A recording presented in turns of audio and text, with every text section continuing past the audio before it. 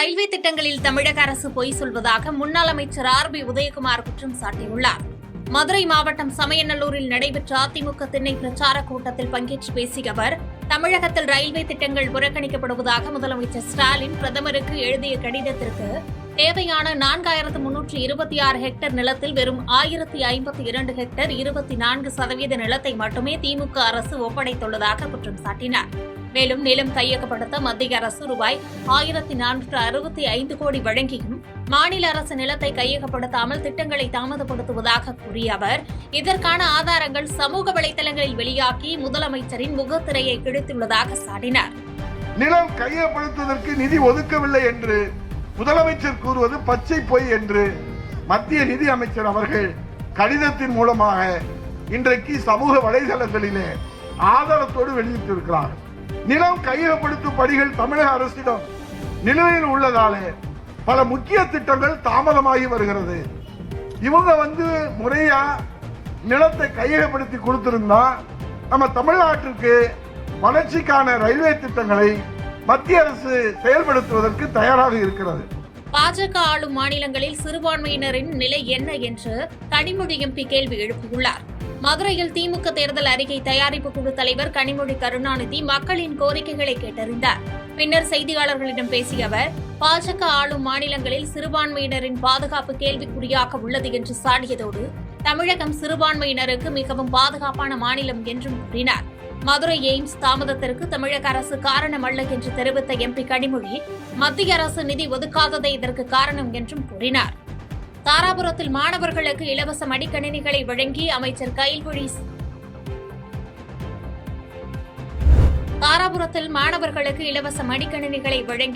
கைல்விழி செல்வராஜ் பல்வேறு அறிவுரைகள் வழங்கினார்.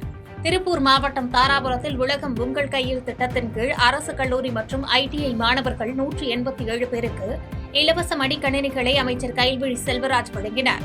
தொடர்ந்து விழாவில் பேசிய அமைச்சர், இந்த மடிக்கணினிகளை மாணவர்கள் வெறும் பொழுதுபோக்கிற்காக பயன்படுத்தாமல் கல்வி, போட்டித் தேர்வு, தயாரிப்பு மற்றும் செயற்கை நுண்ணறிவு போன்ற புதிய தொழில்நுட்பங்களை கற்றுக்கொள்ள பயன்படுத்த வேண்டும் என்று அறிவுறுத்தினார். மேலும் இதன் மூலம் மாணவர்கள் தங்களின் வேலைவாய்ப்பு திறனை வளர்த்துக் கொள்ள வேண்டும் என்று கேட்டுக் கொண்டார். திருப்பூரின் வர்த்தகம் சர்வதேச அளவில் உயரும் என்று அண்ணாமலை நம்பிக்கை தெரிவித்தார். திருப்பூர் மாவட்டம் பல்லடத்தில் செய்தியாளர்களை சந்தித்த பாஜக முன்னாள் மாநில தலைவர் அண்ணாமலை, திருப்பூரின் பொருளாதாரத்தை அடுத்த 15 ஆண்டுகளில் பெரும் வளர்ச்சிக்கு அழைத்து செல்லும் என்றார். மேலும் 2035இல் திருப்பூர் அதிவேகமாக வளரும் நகரங்களில் 6வது இடத்தை பிடிக்கும் என்று கூறிய அண்ணாமலை, மத்திய அரசின் மித்ரா ஜவுளி பூங்கா திட்டம் தமிழகத்தின் தொழில் வளர்ச்சியை மேலும் வலுப்படுத்தும் என்றார். தாவேக NDA கூட்டணி குறித்த செய்தியாளர்களின் கேள்விக்கு டீயும் காஃபியும் ஒன்று சேருமா என்று பதிலளித்தார். இதுக்கெல்லாம் மிகப்பெரிய அஸ்திவாரம் என்பது தொழில்துறை, பிசினஸ் மட்டும்தான்.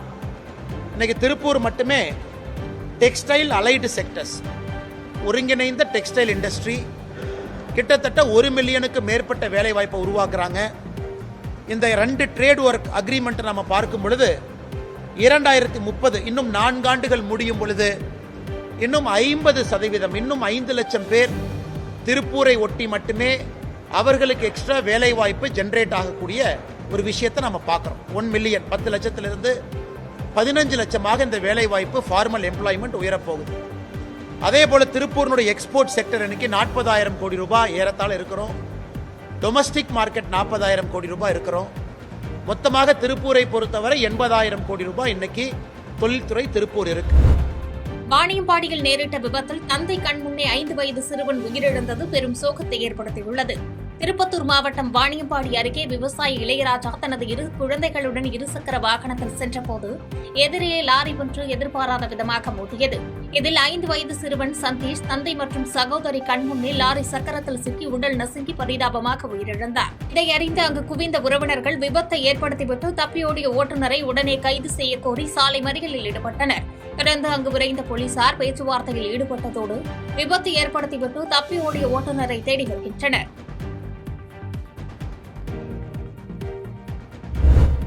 பழனியை தலைமையிடமாக கொண்டு தனி மாவட்டம் அறிவிக்கப்படும் என்று வாக்குறுதி கொடுத்து நிறைவேற்றாத திமுக அரசை கண்டித்து திண்டுக்கல் மாவட்டம் பழனியில் பாஜக சார்பில் கண்டன ஆர்ப்பாட்டம் நடைபெற்றது. இதற்கு தலைமை தாங்கி கண்டன உரையாற்றிய அண்ணாமலை, மக்களின் உணர்வுகளை திமுக அரசு மதிக்கவில்லை என்று குற்றம் சாட்டினார். மேலும் திமுக ஆட்சி பொறுப்பேற்று 5 ஆண்டுகள் நிறைவடைய உள்ள நிலையில் வாக்குறுதி அளித்து தற்போது வரை பழனியை தனி மாவட்டமாக அறிவிக்கவில்லை என்று திமுக அரசை விமர்சித்தார். இத்தனை ஆண்டு காலமாக கோரிக்கை வைத்தும் தொடர்ச்சியாக பேசியும் 2021 சட்டமன்ற தேர்தலில் திராவிட முன்னேற்ற கழகத்தினுடைய இன்றைய சட்டமன்ற உறுப்பினராக இருக்கக்கூடியவர் நிச்சயமாக இதை மாவட்டமாக பிரிப்போம் என்று சொல்லியும் இன்றைய முதலமைச்சராக இருக்கக்கூடிய ஐயா மு.க. ஸ்டாலின் அவர்கள் வாக்குறுதி கொடுத்தும் கூட இந்த போராட்டத்தை இந்த நேரத்தில் நடத்த வேண்டிய கட்டாயம் நமக்கு இருக்கிறது. அருமை சொந்தங்களே, போட்டியிட்டீர்கள் என்ற தகுதியை கூட எப்பவுமே கேட்பாங்க, எதுக்கு மாவட்டமா கொடுக்கணும்? இன்னைக்கு நீங்க பாருங்க, தமிழகத்தினுடைய 38வது மாவட்டமாக பிரிக்கப்பட்ட மயிலாடுதுறையை பொறுத்தவரை 3 சட்டமன்ற தொகுதிகள் இருக்கிறது. இயற்கையை பாதுகாப்பதே மாணவர்களின் கடமை என்று அமைச்சர் கீதா ஜீவன் வலியுறுத்தியுள்ளார். தூத்துக்குடியில் வன உயிரின பாதுகாப்பு குறித்து பயிற்சி பெற்ற 25 பள்ளி மாணவர்களுக்கு அமைச்சர் கீதா ஜீவன் சான்றிதழ்களை வழங்கினார். மாவட்ட ஆட்சித்தலைவர் இளம் பகவத் தலைமையில் நடைபெற்ற இந்த நிகழ்வில் பிளாஸ்டிக் பயன்பாட்டால் சுற்றுச்சூழலுக்கு ஏற்படும் அபாயங்களை சுட்டிக்காட்டிய அமைச்சர், நீர், நிலம், காற்று ஆகியவற்றை மாசுபடாமல் காப்பது எதிர்கால சந்ததியினரின் மிக முக்கியமான கடமை என்றார். மேலும் மாணவர்கள் தங்களுக்கு கிடைத்த விழிப்புணர்வை மற்றவர்களிடமும் கொண்டு செல்ல வேண்டும் என்று அமைச்சர் கீதா ஜீவன் கேட்டுக் கொண்டார். கோவில்பட்டியில் 6 லட்சம் ரூபாய் கேட்டு மிரட்டுவதாக சமூக ஆர்வலர்கள் மீது பெண் புகார் அளித்துள்ளது பரபரப்பை ஏற்படுத்தியுள்ளது. தூத்துக்குடி மாவட்டம் கோவில்பட்டியைச் சேர்ந்த பத்மாவதி என்பவர் தனது வணிக கட்டிடத்திற்கு சீல் வைக்காமல் இருக்கவும், நீதிமன்ற வழக்கை சரிகட்டவும் வழக்கறிஞர் சரவணன் மற்றும் அவரது நண்பர்கள் 6 லட்சம் ரூபாய் கேட்டு மிரட்டுவதாக குற்றம் சாட்டியுள்ளார். மேலும் நகராட்சி அதிகாரிகளும் இந்த கும்பலுக்கு உடந்தையாக இருப்பதாக புகார் தெரிவித்த அவர், இது தொடர்பான ஆடியோ ஆதாரங்களை சார் ஆட்சியரிடம் ஒப்படைத்து நடவடிக்கை எடுக்க கேட்டுக் கொண்டார். மேலும் சமூக ஆர்வலர்கள் என்ற பெயரில் வியாபாரிகளை மிரட்டி பணம் பறிக்கும் நபர்கள் மீது தகுந்த நடவடிக்கை எடுக்க வேண்டும் என்று வலியுறுத்தினார். நாங்கள் எல்லாம் கேட்டோம் சார், அவங்க எதுவுமே ப்ராப்பரா பதில் இல்லை சார். பணம் கேட்டு மிரட்டுறாங்க. ஜனவரி 29, 30, 31 3 நாள் கண்டினியூஸாக எங்களுக்கு கால் வந்துச்சு சார். அவர் பணம் 6 லட்சம் கொடுத்தா இந்த கேஸை நாங்கள் தள்ளுபடி பண்ணுறோம், இல்லைன்னா உங்கள் பில்டிங்கை ஜட்ஜு இடிக்கிறதுக்கு ஆர்டர் போட்டுருவார் அப்படின்னு மிரட்டினாங்க. நாங்கள் அதுக்கு சம்மதிக்கலை. அதனால் மறுநாளே கோர்ட்டு லிஸ்ட்டில் ஏற்றிட்டாங்க. ஹியரிங்க்கு வந்துச்சு சார். யார் மேடம் மிரட்டினது? ஒரு பேர் முத்துமாறன் சார். ஆடியோ இருக்கு சார்.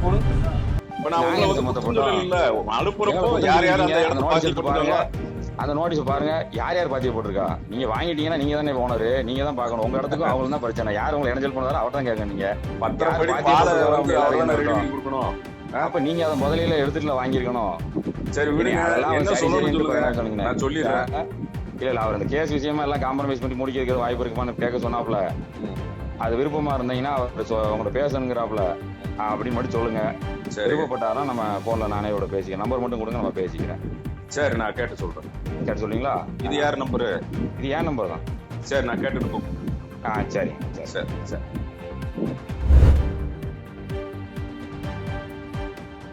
தமிழகத்தை பொறுத்தவரை ஆட்சியில் பங்கு என்பது ஒத்து வராது என்று முதலமைச்சர் ஸ்டாலின் திட்டவட்டமாக தெரிவித்துள்ளார். சென்னை ஆரியபுரத்தில் உள்ள நட்சத்திர ஓட்டலில் நடைபெற்ற தமிழ்நாடு ரவுண்ட் டேபிள் நிகழ்ச்சியில் முதலமைச்சர் ஸ்டாலின் பங்கேற்று உரையாற்றினார்.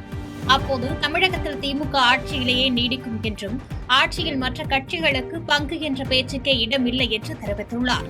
வரவிருக்கும் சட்டமன்ற தேர்தலில் திமுக கூட்டணி 200க்கும் மேற்பட்ட இடங்களை வென்று மீண்டும் சாதனை படைக்கும் என்று கூறிய முதலமைச்சர், தமிழ்நாட்டின் வெற்றி பயணத்தை 2.0 ஆட்சியிலும் தொடர்வோம் என்றார்.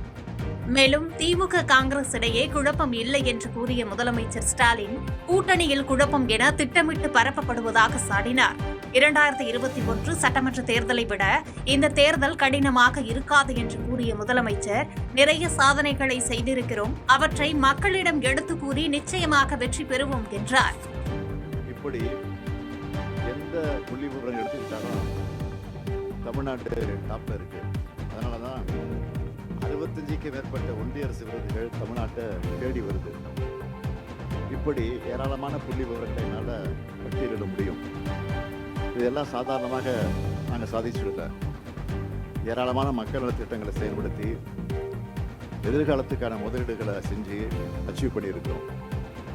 திராவிட மாடல் செயல்படுத்த திட்டங்களை பார்த்து பல்வேறு மாநிலங்களில் அந்த திட்டங்களையும் அடாப்ட் பண்ணிக்கணும்னு கேஸ் ஸ்டடி பண்ண ஆஃபீஸர்ஸ் வராங்க. புதுக்கோட்டையில் சாலை விரிவாக்க பணியை தொடங்கி வைத்த அமைச்சர் பொதுமக்களின் கோரிக்கைக்கு உடனடி தீர்வு கண்டார். புதுக்கோட்டை அருகே பாலவாக்கம் பகுதியில் சாலை விரிவாக்க பணிகளை அமைச்சர் மெய்யநாதன் தொடங்கி வைத்தார். அப்போது அமைச்சரிடம் பாலவாக்கம் பகுதியில் பேருந்துகள் நிற்பதில்லை என்று பெண்கள் முறையிட்டனர். இதையடுத்து உடனடியாக துறை சார்ந்த அதிகாரிகளை தொடர்பு கொண்ட அமைச்சர் அனைத்து பேருந்துகளும் அங்கு நின்று செல்ல வேண்டும் என்று உத்தரவிட்டார். இந்த உடனடி நடவடிக்கைக்கு அப்பகுதி மக்கள் அமைச்சருக்கு நன்றி தெரிவித்தனர். சென்னை பெரம்பூரில் கேக்கில் விஷம் கலந்து கொடுத்து குடும்பத்துடன் தற்கொலை முயற்சித்த சம்பவம் பரபரப்பை ஏற்படுத்தியுள்ள நிலையில் தந்தை மகன் ஆகியோர் பரிதாபமாக உயிரிழந்தனர். சென்னை பெரம்பூர் சங்கராச்சாரி மடம் பகுதியைச் சேர்ந்தவர் சகாயம் செபஸ்டின். இவர் மாதாவரத்தில் உள்ள தனியார் நிறுவனத்தில் பணியாற்றி வந்தார். இந்நிலையில் இவரின் மனைவி பியூலாவுக்கு புற்றுநோய் பாதிப்பு கண்டறியப்பட்டுள்ளது. இதனால் மன உளைச்சலில் இருந்து வந்த சகாயம் செபஸ்டின் குடும்பத்தினர் அனைவருக்கும் கேக்கில் விஷம் கலந்து கொடுத்துள்ளார். இதில் தந்தை செபஸ்டின் மற்றும் அவரது மகன் ஆண்டோ உயிரிழந்தனர். மேலும் உயிருக்கு ஆபத்தான நிலையில் மனைவி மற்றும் மகள் மருத்துவமனையில் சிகிச்சை பெற்று வரும் நிலையில் இச்சம்பவம் குறித்து செம்பியம் போலீசார் விசாரணை நடத்தி வருகின்றனர். ஊத்தங்கரை அருகே முன்னாள் ராணுவ வீரர் வீட்டில் உடல் கருகிய நிலையில் மீட்கப்பட்டுள்ளது பரபரப்பை ஏற்படுத்தியுள்ள நிலையில் போலீசார் தீவிர விசாரணை நடத்தி வருகின்றனர். கிருஷ்ணகிரி மாவட்டம் ஊத்தங்கரை அருகே கீழ்மத்தூர் கிராமத்தைச் சேர்ந்தவர் ரவி. முன்னாள் ராணுவ வீரரான இவர் தனது வீட்டில் உடல் கருகிய நிலையில் சடலமாக மீட்கப்பட்டுள்ளார். தகவலின் பேரில் அங்கு விரைந்த போலீசார் ரவி உடலை மீட்டு பிரேத பரிசோதனைக்கு அனுப்பி வைத்தனர். தொடர்ந்து மின்சாரம் தாக்கியதால் இந்த விபத்து நடந்திருக்கலாமா அல்லது வேறு ஏதேனும் காரணமாகின்ற கோணத்தில் சிங்காரப்பேட்டை போலீசார் வழக்கு பதிவு செய்து விசாரணை நடத்தி வருகின்றனர். திமுக ஆட்சியில் இருக்கும் வரை தமிழகத்தில் பெண்களுக்கு பாதுகாப்பு கிடையாது என்று வானதி சீனிவாசன் குற்றம் சாட்டியுள்ளார். தமிழகத்தில் பெண்களுக்கு எதிரான குற்றங்கள் அதிகரித்து வருவதாக கூறி பாஜக மகளிர் அணி தலைவி வானதி சீனிவாசன் தலைமையில் சென்னையில் கண்டன ஆர்ப்பாட்டம் நடைபெற்றது. இதில் கூட்டணி கட்சி பெண் தலைவர்களும் பங்கேற்றனர். பின்னர் செய்தியாளர்களை சந்தித்த வானதி சீனிவாசன் தமிழ்நாட்டில் அதிகரிக்கும் போதை பழக்கத்தால் பெண்கள் பாதுகாப்பு கேள்விக்குறியாகியுள்ளதாக கூறினார். மேலும் பாஜக எந்த தொகுதிகளில் போட்டி, எத்தனை தொகுதிகளில் போட்டி என தெரிந்த பின்னர் தான் தேர்தலில் போட்டியிடுவது தொடர்பாக பேசுவதாக கூறினார். குற்றங்கள், கொலை, கொள்ளை வழக்குகளுக்கு எதிராக தமிழகத்தினுடைய பெண்களை பாதுகாக்க வேண்டும் என்றால் திராவிட மாடல் அரசாங்கத்தை வருகின்ற தேர்தலில் அரசாங்கத்தை விட்டு அனுப்ப வேண்டும் என்கின்ற கோரிக்கையோடு கூட்டணி கட்சியில் இருக்கின்ற அத்தனை மகளிரணி சகோதரிகளும் கூட்டணி கட்சியில் இருக்கின்ற மகளிர் நிர்வாகிகள் அதே போல பெருந்திரளாக கலந்து கொண்டிருக்கக்கூடிய சகோதரிகள் இன்று ஒரு விஷயத்தை அவர்களுடைய கூட்டமும் உணர்வும் தெளிவுபடுத்துகிறது. தமிழகம் என்பது அமைதி பூங்கா, தமிழகம் என்பது பெண்களுக்கு பாதுகாப்பான மாநிலம். பள்ளி கல்லூரிகளில் அதிகமாக பயிலக்கூடிய பெண் மாணவிகள் தைரியமாக அவர்களை கல்விக்கு அனுப்பலாம் என்கின்ற சூழலை எல்லாம் இந்த திராவிட மாடல் அரசு சுக்குநூறாக பொடி பொடியாக உடைத்துக் கொண்டிருக்கிறது. செய்திகளை உடனுக்குடன் தெரிந்து கொள்ள கீழ்கண்ட கேபிள் மற்றும் டிடிஎச் நெட்வொர்க்குகளில் எம்நாடு செய்தி தொலைக்காட்சியை காணுங்கள். பாதகம் செய்பவரை கண்டால் நாம் பயம் கொள்ளலாகாது பாப்பா. மோதி மிதித்துவிடு பாப்பா, அவர் முகத்தில் உமிழ்ந்துவிடு பாப்பா. அண்மை செய்திகளை உடனுக்குடன் தெரிந்து கொள்ள இணைந்திருங்கள் எம்நாடு தொலைக்காட்சியுடன்.